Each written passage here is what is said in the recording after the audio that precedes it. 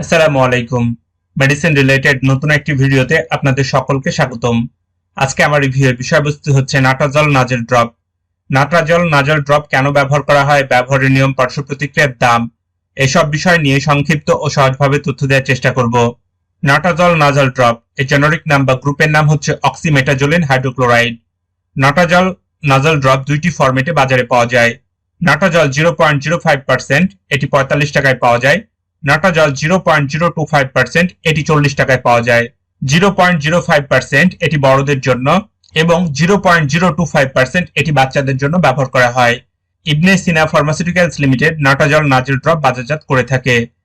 এখন আমরা জানব নাটাজল নাজেল ড্রপ কোন ধরনের রোগের চিকিৎসায় ব্যবহার করা হয়ে থাকে সে বিষয় সম্পর্কে।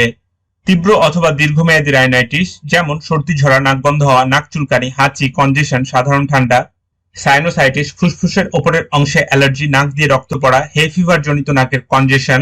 এছাড়াও এই ড্রপটি মধ্যকর্ণের প্রদাহের চিকিৎসায় ব্যবহার হয়।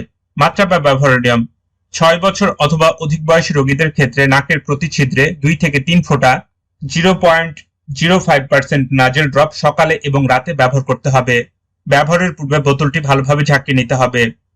2 থেকে 5 বছরের শিশুদের ক্ষেত্রে নাকের প্রতি ছিদ্রে 2 থেকে 3 ফোঁটা 0.025% নাজেল ড্রপ সকালে এবং রাতে ব্যবহার করতে হবে। মনে রাখতে হবে 0.025% নাজেল ড্রপটি বাচ্চাদের জন্য। গর্ভাবস্থায় ও স্তন্যদানকালে এই ড্রপটি ব্যবহার নিরাপদ নয়। পার্শ্ব প্রতিক্রিয়া: মাঝে মাঝে নাকে জ্বালা পোড়া এবং মুখ ও গলায় শুষ্কতা হতে পারে।